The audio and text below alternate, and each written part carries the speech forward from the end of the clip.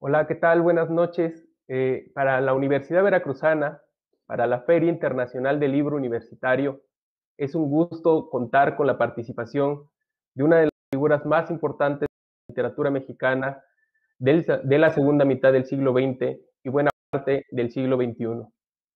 Es un gusto contar con la participación de la maestra Margot Glantz, crítica, ensayista, académica, tuitera, una mujer vital, cercana también a nuestra Universidad Veracruzana. Es digno de recordar que a la maestra Margot Glantz la une a Jalapa y a la Universidad Veracruzana su entrañable amistad con el maestro Sergio Pitol. Por ello, es significativo hoy tener la oportunidad de encontrarnos para escuchar la presentación de su nueva antología preparada por Ana Negri y editada por Sexto Piso. Más significativo es realizar este evento el día de su cumpleaños número 91. Gracias. Hola, Margo, qué gusto tenerte en la Universidad Veracruzana. En verdad es un placer que hayas aceptado estar con nosotros en esta Feria del Libro. Hola. Oye. Hola. Una disculpa a ustedes que están conectados con nosotros, son los contratiempos que tiene la tecnología en estos tiempos de nueva normalidad. Maestra Margot, insisto, para mí es un gusto tener la oportunidad de conversar con usted. La maestra Marina Cuéllar se conectará en unos minutos en lo que arreglamos la conexión que hay en el enlace. Pero podemos empezar a conversar sobre esta nueva antología que preparó la escritora y editora Ana Negri, que según leí, fue preparada justo para conmemorar su 90 aniversario. Maestra, a mí siempre me ha resultado interesante. No, lo que me ha resultado interesante es cómo le hemos adoptado las nuevas generaciones a usted y bajo sellos independientes, bajo sellos novedosos y juveniles como lo son Sexto Piso o Almadía. ¿Qué se siente, maestra?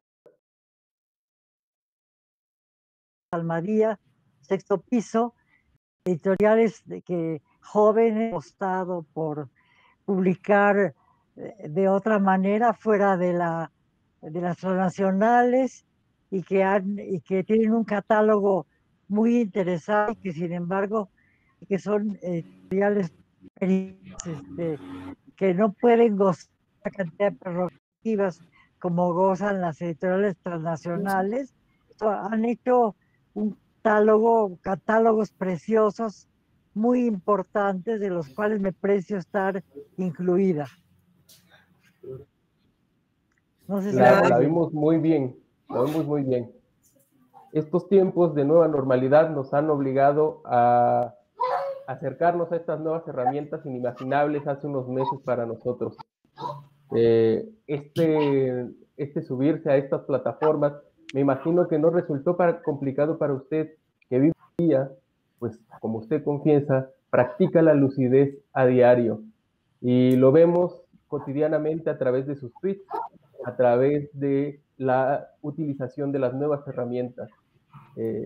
Ha sido difícil, maestra, esta situación de vivir la pandemia que se acerca peligrosamente a cumplir los 12 meses de habernos encerrado, para usted como escritora, para usted como intelectual, tuitera.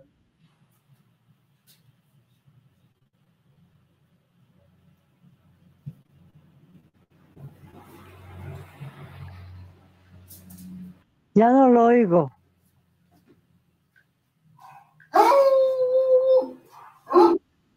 Bueno, realmente es catastrófico esto, ¿no? Así es. No, ¿me oye? Sí, la escuchamos perfectamente. Para ha sido muy complicado aquí encerrado, no poder salir, poder ver a la familia más que de lejos, no ver a los amigos, no viajar, que para mí es importante y que además era fundamental los contactos que tengo con mucha gente fuera de México y aún en México muchísima gente y no he podido, pues, como todos, he tenido que estar encerrada y parece ser que cada vez estamos más expuestos a un mundo y muy aterrador. La pandemia, porque como que me ha costado mucho trabajo concentrarme, tanto para leer como para escribir. Lo que he podido hacer es una serie de cursos y de entrevistas y de Zooms, que por otro lado son bastante insoportables, porque lo que está pasando ahorita, que suele haber problemas y uno no puede comunicarse, entonces viene una especie como de frustración y angustia porque las cosas no están funcionando bien y porque además estamos totalmente como despersonalizados, desconectados. Pero que quiera, seguimos hablando. Marina, no sé si nos podrías comentar un poco más sobre esta nueva antología. Estamos viendo que el problema técnico es solo un retraso en el sonido que recibe la maestra Margo, y como bien dice ella, podemos sortear un poco esta despersonalización, esta angustia que tiene la comunicación mediada por las redes digitales. Hola, Lino, por supuesto. Vamos a hacer desde luego los inconvenientes, porque yo creo que esto es parte de lo que tenemos que aprender, que valoremos cuando podíamos hacer presentaciones en persona, en público y disfrutar de nuestros autores. Entonces, yo quiero, eh, bueno, se supone que vamos a ir esperando para que ella pueda ir escuchando con retraso lo que yo comento. Pero para todos el auditorio que nos sigue a través de la señal de Facebook Live de la Feria Internacional del Libro Universitario, nuestra adorable Filu, que hoy se revela y sale adelante con todos estos problemas y haciendo un gran esfuerzo.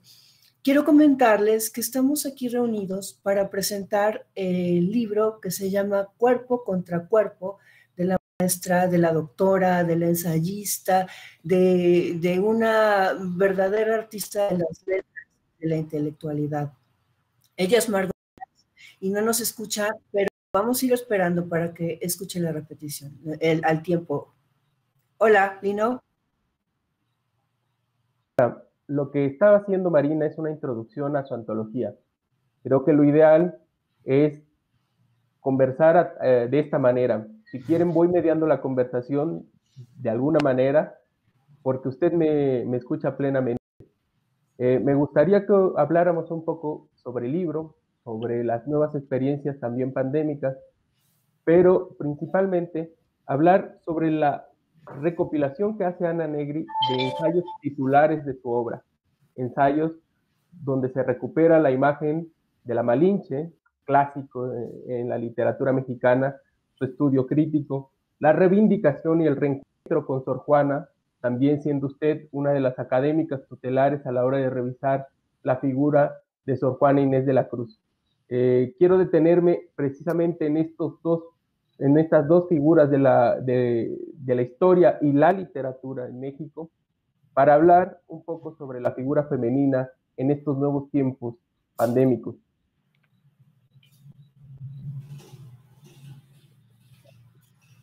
¿Me escuchan?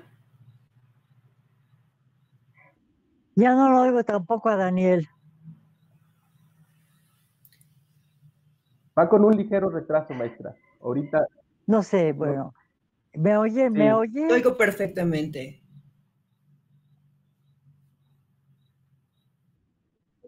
¿Ya me oyen para que hable perfecto. yo?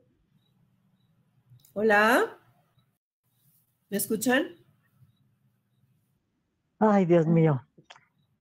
Bueno, usted habla de la Malinche de Sor Juana. Creo que una de las cosas más interesantes de esta antología, tal y como la preparó Ana Negri, es la yuxtaposición de muy diversos tipos de artículos, mejor dicho, ensayos que tienen que son académicos muy creativos al mismo tiempo, pero que tienen un ritmo muy dado a las fuentes a las que me estoy refiriendo, son análisis de textos, pero además estos ensayos están vinculados a otros ensayos que son muchísimo más, digamos, eh, menos rigurosos en cuanto a la preparación. Sí, no son pero de tipos, ¿no? Uno de los ensayos Ana Negri, que están manejados junto con ensayos muy tradicionales que se han reproducido mucho de mi obra, son muchísimo más eh, lúdicos, mucho menos académicos, y a la compilación le da otro carácter completamente diferente y descontextualiza el tipo de ensayos tal y como se han producido en algunos otros libros en donde están compilados.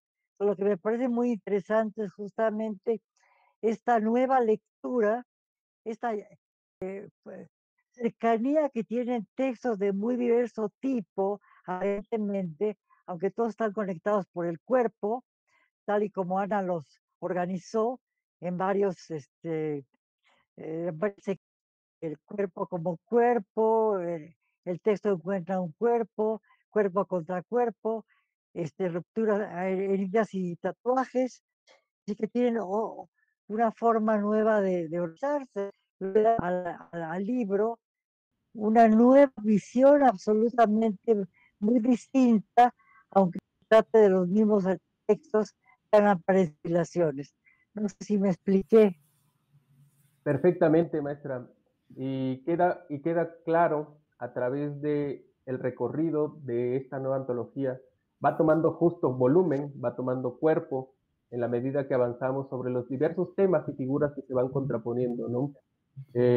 Una de las preguntas que tiene Marina Cuellar para usted es ¿cómo ha logrado combinar el trabajo de ensayista, de investigadora, de profesora, poeta y periodista, al mismo tiempo que su trabajo intelectual no se ha contrapuesto, no ha entrado en juxtaposición con la actividad de madre, de abuela?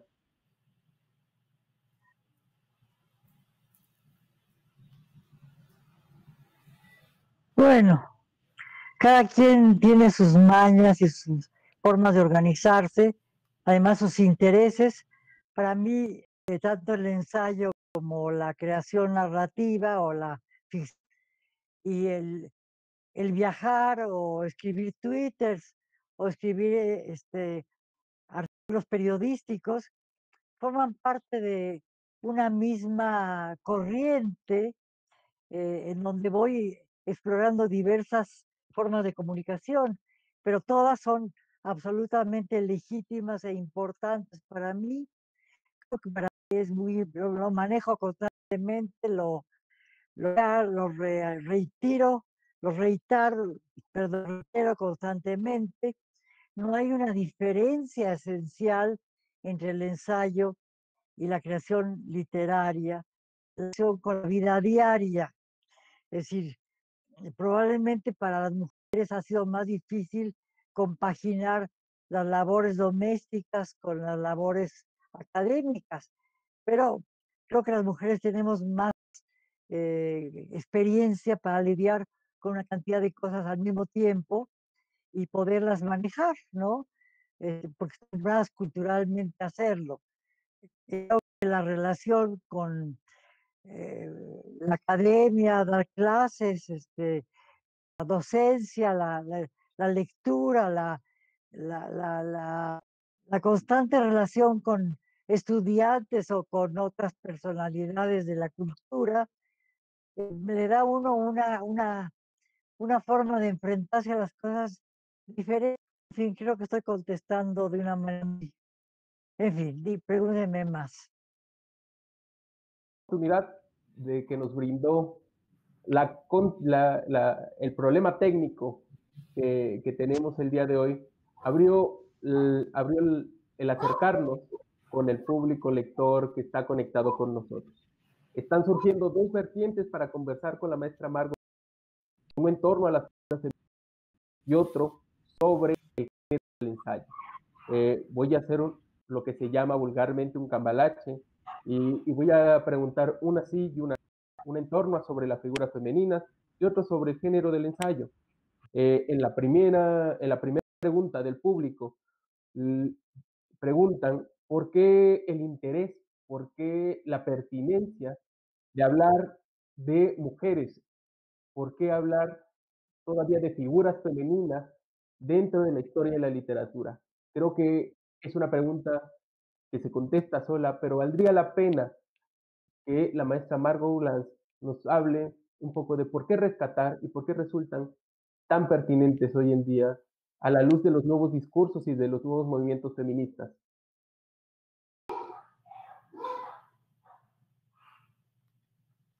Mira, Virginia Woolf decía una frase muy importante en la historia: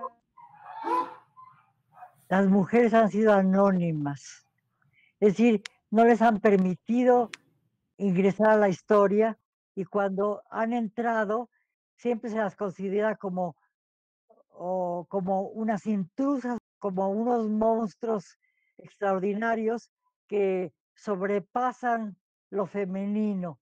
Es decir, una mujer que logra, como Sor Juana Inés de la Cruz, o como María de Sayas, o como otro tipo de mujeres, o Virginia Woolf, o muchas otras escritoras actualmente, muchísimas más, me parecería como que son una especie de seres extraños, son capaces de argumentar y de decir dos frases coherentes.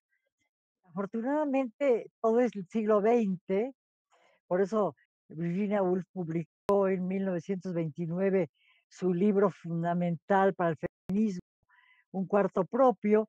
Planteaba la necesidad de que las mujeres tuviesen una libertad económica para poder enfrentarse al mundo que había sido totalmente colonizado por los varones.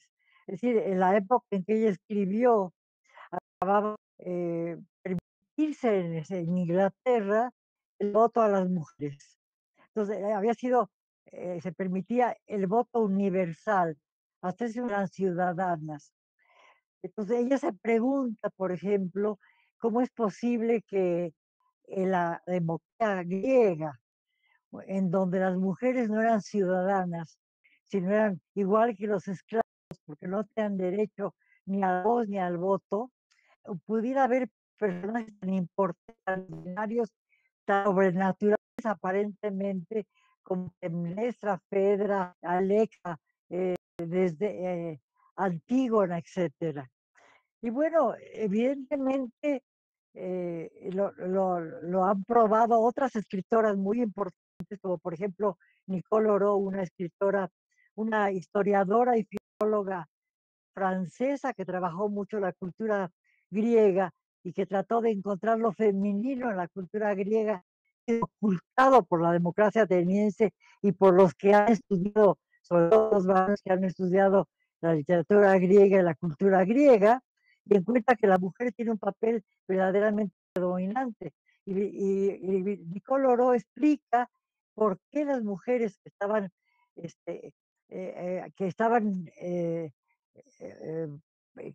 que no estaban y que no ingresaban al mundo democrático y no podían ser consideradas como seres pensantes, como poesía griega. Y ella dice que el teatro griego está colocado en un espacio completamente distinto al de la ágora. En el ágora se trataban los problemas políticos, y el espacio dedicado al teatro es un espacio antipolítico, es decir, que ahí se puede trabajar lo que políticamente correcto no era lógico en el ágora. Si lo que estaba prohibido a los ciudadanos atenienses, voz y voto, no estaba prohibido en el teatro, en donde las mujeres, aunque no eran ciudadanas, lo eran plenamente. Creo que es hasta gente en que las mujeres, de hecho, actuar plenamente. En México, por ejemplo, A mí, yo que soy una mujer ya muy vieja, cumplo 91 años hoy, empecé a votar en 1954, cuando yo tenía 24 años. Es decir, que antes de tener 24 años era yo, como las ciudadanas como las atenienses, un esclavo, porque no tenía derecho ni a la voz ni al voto. Y cuando yo estaba a enseñar en los 70, y fui con mi marido, tuve un momento me decidí separar de él y decidí comprar un coche y no con mi marido. En los 70, en los Estados Unidos, en donde las mujeres tienen el voto desde hace mucho tiempo. Es decir, que la presencia femenina es una presencia, a pesar de que es muy importante durante el siglo XX, es una presencia que cada vez es más vigente y más importante, a pesar de que las mujeres no nos han permitido tener los derechos que tienen los hombres. Es decir, las mujeres todavía no tenemos derecho pleno en muchos de los países, no tenemos derecho pleno a nuestro propio cuerpo. Y mientras no tengamos derecho a nuestro cuerpo, no somos realmente libres.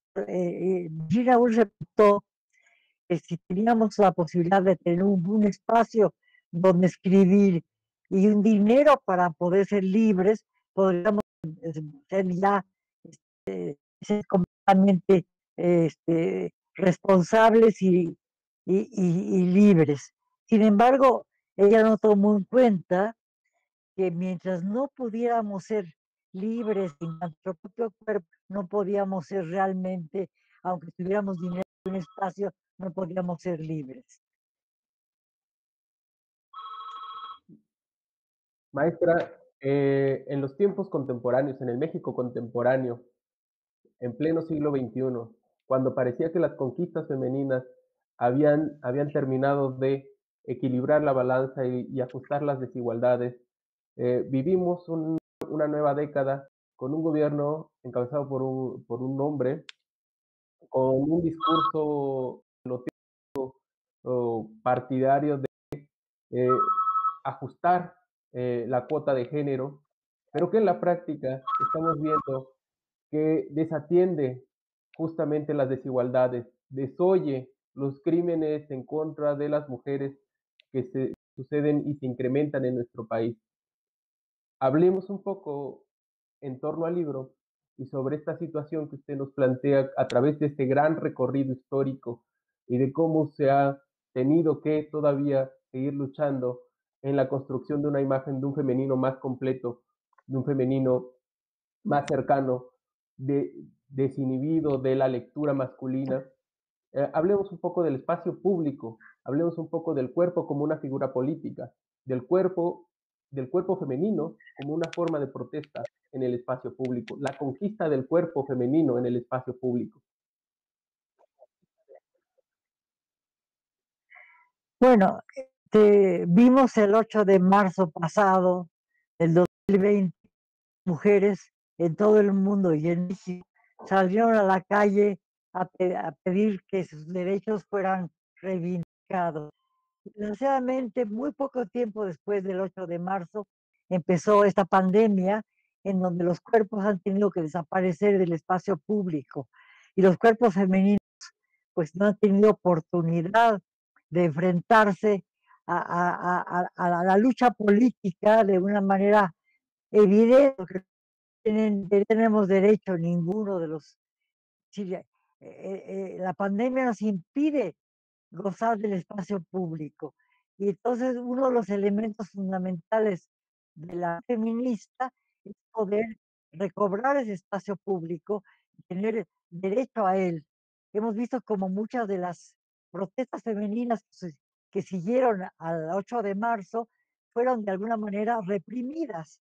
Y a pesar de que el gobierno ha nombrado una cantidad muy importante de mujeres en puestos públicos, no basta con nombrar mujeres a puestos públicos para que realmente se cumplan con los requisitos necesarios para que las mujeres gocen plenamente de sus derechos. Tenemos, por ejemplo, recientemente ha habido un movimiento histórico extraordinario en Argentina, en donde las mujeres, a pesar del COVID, a pesar de que querían contagiarse en su lucha porque se les penalizara la ley del aborto, salieron a la calle y lograron conquistar, después de mucho trabajo, que se despenalizara totalmente el aborto en un número de semanas. Y vemos que al mismo tiempo, por ejemplo, en Honduras, un país en donde cada vez hay más inmigrantes, en donde cada vez es más difícil para la gente sobrevivir, y vemos como hay cantidades infinitas de personas que abandonan el país para venir a Estados Unidos, este, prohíbe totalmente el aborto en todos los sentidos, aún en los más elementales, como la violación, la muerte de la madre, malformación del feto, etcétera. Es decir, que ¿para qué quieren tener hijos? Para que se vuelvan migrantes, los exploten y anden por las carreteras pidiendo limosna, como está sucediendo. Completamente un contrasentido. Entonces nos encontramos con eso, porque nada más hay que recordar todos los países musulmanes y muchos de los países latinoamericanos, de países de África, en donde realmente el aborto no está permitido. Entonces, mientras esto no suceda, y mientras las mujeres no puedan gozar del espacio público y gozar de su propio cuerpo, no hay una libertad femenina plena. Y las mujeres estamos siempre peleando, siempre hay problemas para, no para dejar de ser anónimas, para formar parte de la historia. Es decir, que durante muchísimos siglos hemos sido absolutamente... Juan de la Cruz no puede ir a la universidad, se queja de ello y pide, por ejemplo, en los empeños de una casa, se vuelve a un personaje femenino que es extraordinario para luchar por los derechos de la mujer, o en sus autos sacramentales, en las loas, hay ella en realidad aparece como casi como protagonista, y es un universitario que en realidad es ella, ¿no? Como aparece también en los villancicos. Y ella decía que, lo dice en la respuesta a Filotea, que peleaba, le pedía a su madre que, aunque no le permitiera ir a la universidad. Y en la respuesta, por el derecho de las mujeres a educarse, leer, a poder entender. Entonces, es verdaderamente algo verdaderamente tremendo el que por ser mujeres les prohíban a las mujeres que tienen tanta capacidad, tanta ligera, tanta realidad, tanta curiosidad como los hombres, y tanta capacidad para adentrarse a todos los campos culturales y científicos, les hayan prohibido durante siglos ocuparse de todos esos menesteres. Y como apenas ahora nos encontramos con que muchas mujeres están entrando a muchos dominios que antes les estaban totalmente prohibidos, ¿no?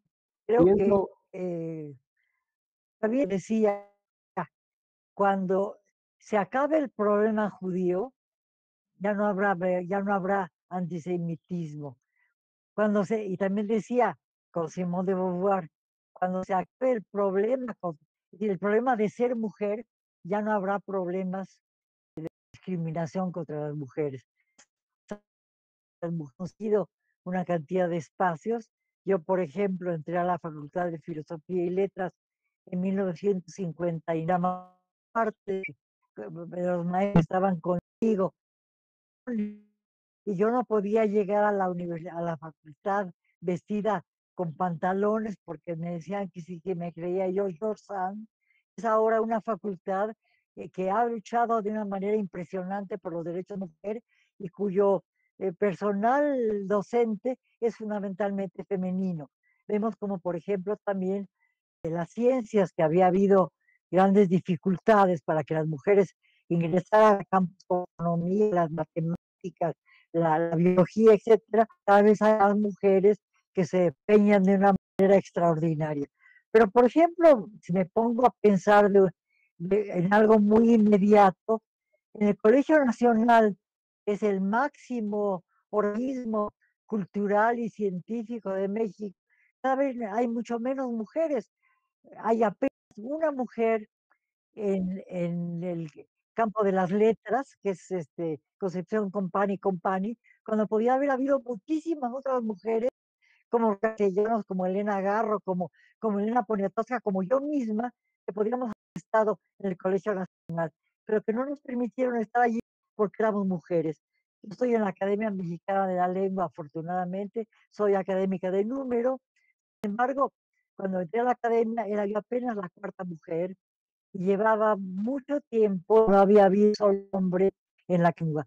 Soy también, formo parte del Consejo Asesor del del Centro Carso para Estudios de la Historia de México, y en un momento dado no había una sola mujer, que O'Gorman, que es el doctor O'Gorman, que es uno de los más grandes que México ha tenido, decía que antes se moría él que entrara una mujer al consejo. Somos dos mujeres, nada más. Es decir, que pero ahora somos nada más dos mujeres las que estamos ahí, Patricia Galeana y yo. Es decir, que cada vez es más difícil, a pesar de todo, a pesar de que hemos logrado romper muchas barreras, sigue siendo muy difícil las mujeres entrar a ese tipo de, de, de lugares sagrados fundamentalmente para lo masculino. Por ejemplo, pienso yo, y lo digo a cada rato, acaba de haber una mujer en Arabia Saudita que fue encarcelada y torturada porque simplemente pedía el derecho de que las mujeres en Arabia Saudita pudieran conducir un carro. Es decir, por pelear por conducir un carro, si la torturaron y tiene unos años. Es decir, que por más que queramos, más de la mitad del mundo femenino está completamente sujeto a leyes que le prohíben entrar a los ámbitos cívicos fundamentales, tanto de la cultura como de la ciencia, como de la vida cotidiana. ¿Okay? Sí, yo pienso que no basta con tener una cantidad enorme de mujeres, de senadoras, de secretarias de ministerios, etcétera, para que las mujeres nos liberemos. Es decir, el hecho de que se pida que haya consulta popular para ver si hay o no hay aborto me parece pues bastante significativo y grave. Bueno. Maestra, justo en esta conquista de espacios y de espacios sagrados, lugares sagrados que usted menciona, quisiera que habláramos un poco de la literatura y de los géneros, si eran considerados algunos espacios sagrados solamente dedicados a los hombres, en particular el género del ensayo. No por nada damos paternidad a Montaigne, un hombre precursor del ensayo. Hablemos un poco de las figuras tutelares antes de terminar del ensayo universal y sobre todo el ensayo en México, donde usted es una de sus principales exponentes. Justo para ir aterrizando en una lectura final de su libro Cuerpo contra Cuerpo, que es el que estamos presentando el día de hoy.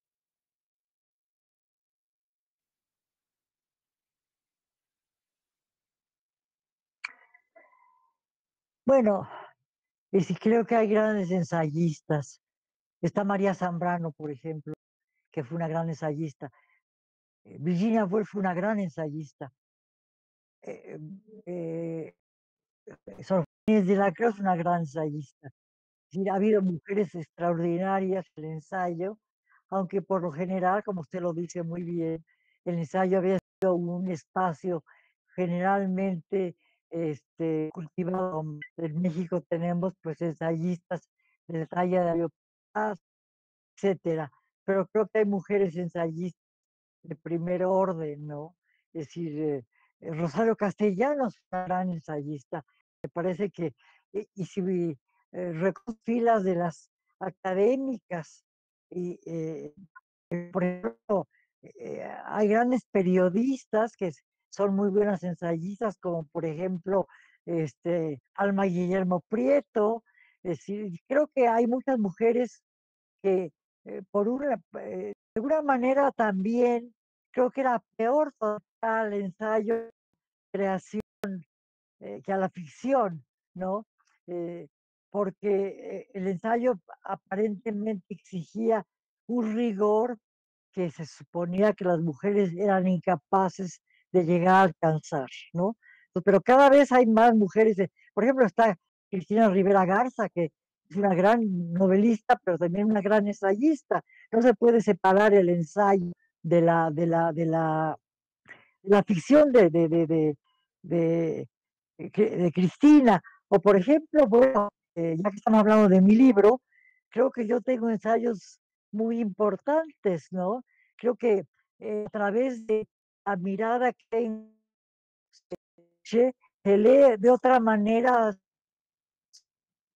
historia de la conquista y en la historia de México, porque la Malinche, que había sido manejada más bien ideológicamente, tanto en la colonia como después de la independencia en el siglo XX, fue una mujer que permitió que, eh, que Cortés llegara realmente a conquistar México. Sin la Malinche, Cortés no hubiera podido entender la cultura mexica, no hubiera podido entender muchos de los mecanismos que guiaban esa cultura, y le hubiera costado mucho más trabajo hacia él. La Malinche le ayudaba en todos los sentidos. No es únicamente una lengua, es decir, una traductora, es una realidad. Es la única persona que tiene voz.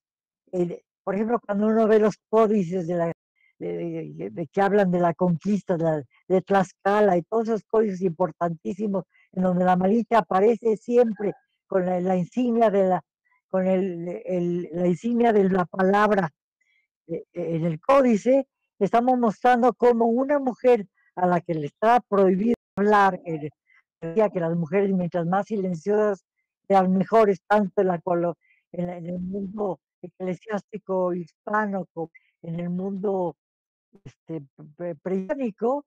Sin embargo, ella es la mujer la que tiene el don de la palabra.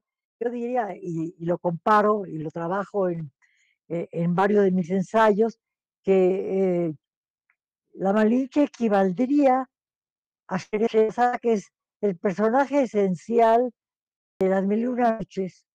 Es la mujer que tiene la palabra y la que permite a partir de sus relatos salvar la vida de las demás mujeres y al mismo tiempo permitir que haya esa riqueza tan increíble que es el libro de las Mil y Una Noches, en donde los relatos se van sucediendo unos a otros porque Shahrazada se los va contando al sultán. El sultán, que cuando sale de viaje y regresa a su harem y se encuentra con que su favorita se está acostando con uno de sus eunucos, decide desposarse todas las noches con una mujer distinta y guillotinarlas, decapitarlas por traidoras, por infieles, hasta que Sherazada, que es la hija del visir, le pide a su que le permita con el sultán para que salve a las mujeres del reino. El visir tiene pánico porque piensa que el sultán va a decapitar a su hija, y le dice: no te preocupes, yo voy a lograr que el sultán salve a las mujeres del reino.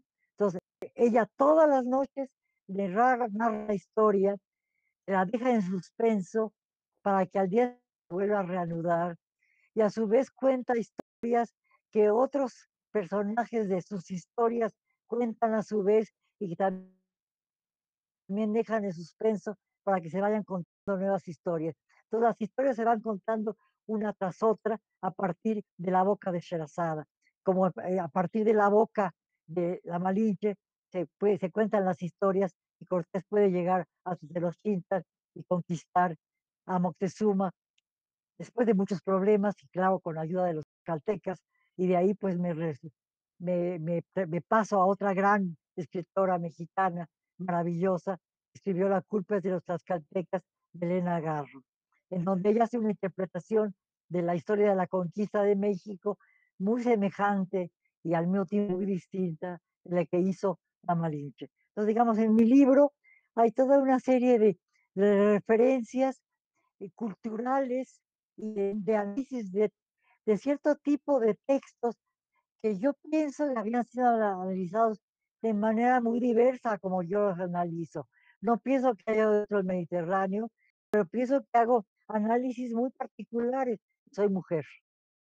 Justo reconocía eso y hacía notar esto la maestra Marina Cuellar cuando me comentó que en el libro también se practican, no solamente se recorren estas figuras culturales de México, culturales universales, sino que también se practican diversas formas de ensayar, diversas formas de generar conocimiento.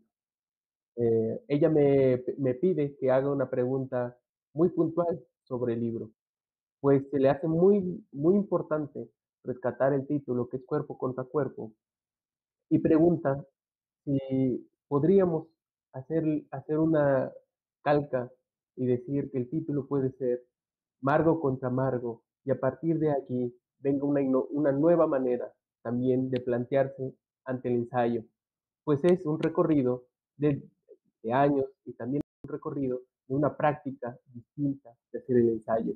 ¿Cuál es su nueva visión y su nuevo posicionamiento frente al ensayo a la edad que tiene usted, maestra, tras esta revisión de años de figuras no solamente tutelares de la cultura universal, sino también tras la revisión generacional de distintas formas de aprender este género híbrido?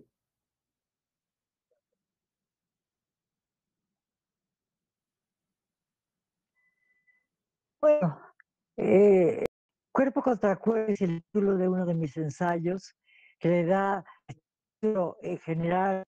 Es un ensayo que yo hice sobre Cervantes. Me dieron un premio, una presea en Guanajuato. Yo tenía que dar un discurso y obviamente como una presea Cervantes, tenía que hablar de Cervantes, autor al que he trabajado, claro, porque soy maestra de literatura de siglos de oro, y quién no va a estudiar a Cervantes si es profesor y si es además una gente que ama la lectura y que escribe. Pero no había yo hecho ningún ensayo específico sobre Cervantes, porque además era casi para mí un tema novedado. Cervantes ha sido tan leado y sobre el Quijote se han publicado tantísimos y maravillosos ensayos que era para mí un desafío espantoso, como también el de escribir sobre Sor Juana, porque tenía yo que trabajar a un autor, y vuelvo a insistir, excesivamente trabajado durante años con una bibliografía imposible de abarcar, maravillosa, con de grandes personalidades que se han ocupado de él. Entonces he tenido que hacer un esfuerzo muy especial para tratar de decir algo que funcionara de ese mar infinito de escrituras sobre Cervantes. Y yo me puse a trabajar, pues como trabajo la mayor parte de mis textos. Muchos de los textos que aparecen en Cuerpo contra Cuerpo son textos viejos, es decir, viejos dentro de mi trayectoria. Es decir, los he escrito hace mucho tiempo y muchos de ellos son producto de mi trabajo docente, porque al trabajar en mi clase hago un análisis muy puntual, hago análisis de textos muy puntuales que me permiten ir de otra manera la textualidad. A través de eso, de un trabajo muy minucioso sobre la lengua el lenguaje que utilizan los escritores en los textos que trabajo, puedo encontrar algo que sea más profundo y que dé otra mirada de ese tipo de escritura. Entonces, me pareció muy interesante establecer la relación que había con el cuerpo del propio Cervantes. Era un cuerpo tullido, un cuerpo dañado, un cuerpo cautivo, que había sido apaleado, que había sido golpeado, que había pasado vicisitudes tremendas, que tenía una mano tullida, etcétera, y que había sufrido muchísimo porque su vida no había sido nada fácil, recorriendo los caminos para ganarse la vida. Entonces, pues, el cuerpo de antes era muy parecido al cuerpo del Quijote. y que de alguna manera el cuerpo de Cervantes era el cuerpo geográfico que planteaba un Quijote tan dolido, tan herido, tan dañado como el propio Cervantes. Entonces me puse a trabajar la cantidad de golpes que recibe, de pitajos, de zarandeos, de palos y de groserías, de todo lo que le pasa al pobre de Quijote y de paso a Sancho. Entonces hice un texto sobre el cuerpo apalado, un cuerpo dolido, un cuerpo daño, que es lo que creo que es el cuerpo del Quijote. Creo que es un texto muy interesante. Y como yo trabajo desde hace muchísimo tiempo con una obsesión de quizás mejor causa, el problema del cuerpo en todos mis ensayos, estos ensayos son ensayos de muy diversa índole, sobre muchos autores, sobre muchas épocas, y sin embargo, en todos está presente esa mirada sobre el cuerpo, a grado de que todas las secciones del libro, excepto el final, la final, que se llama, que creo que se llama, esta cita, no me acuerdo muy bien cómo se llama, lo veo en mi libro, perdón, lo veo en el libro.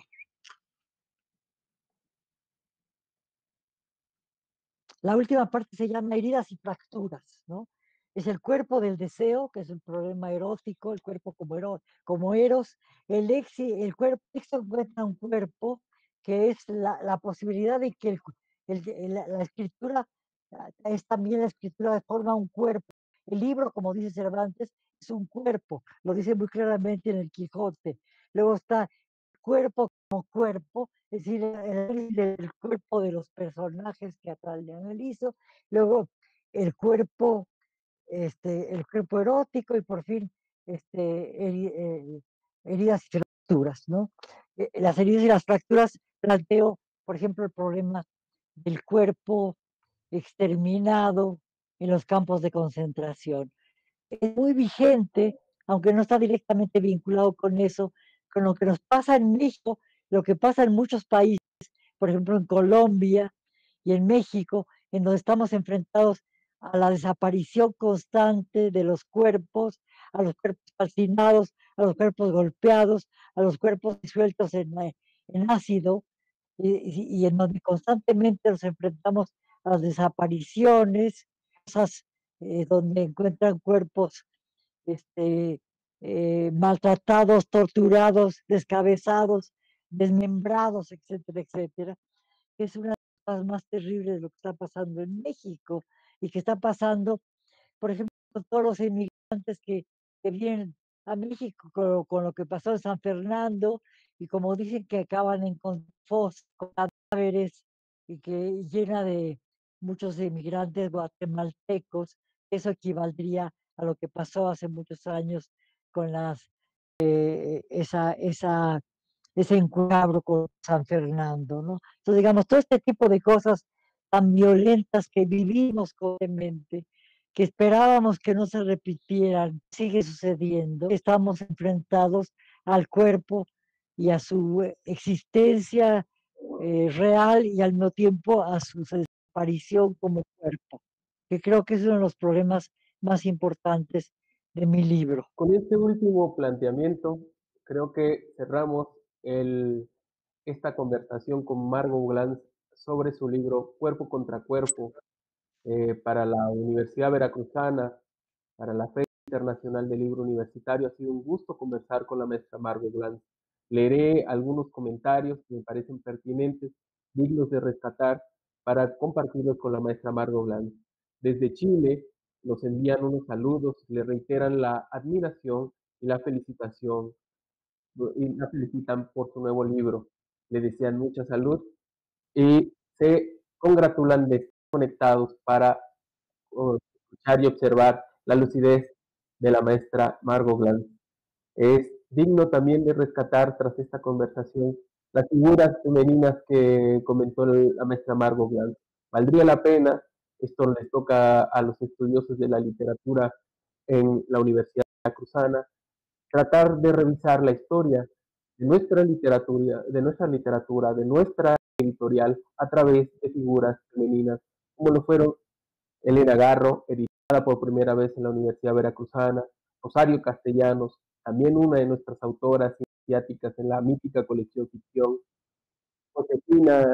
Luisa Josefina Hernández, muy productiva también dentro de nuestra colección ficción. La propia Elena Poniatowska con sus cuentos de Libus Kifus, a solicitud del maestro Sergio Pitol. Una vez más, reitero la admiración, el cariño que tenemos en la universidad por Margot Glantz. Y los disculpo a nombre de la coordinación de la feria por los problemas técnicos a los que nos enfrentamos. No obstante, pido que desde su casa le brinden un aplauso a la maestra Margot Glantz y la sigamos celebrando en sus 91 años. Esperemos que vengan todavía mayores años, más años de productividad y de seguir teniendo su voz, su velocidad es vital. Maestra Margot Glantz, la dejo para que despida con sus palabras este evento. Bueno, agradezco mucho a la Universidad Veracruzana, a Marina Cuellar, que por desgracia no pude escucharla. Me hubiera muy gusto de verla en la pantalla, pero no pude escucharla por desgracia, porque son esas vicisitudes de la nueva tecnología que a veces nos permiten comunicarnos extraordinariamente y a veces nos impiden comunicarnos. Y le agradezco mucho a David, al Lino también, el esfuerzo porque esta nación ha tenido lugar. Muchas gracias y muchas felicidades a la universidad y a la feria, que tengan mucho éxito y hasta pronto, esperemos.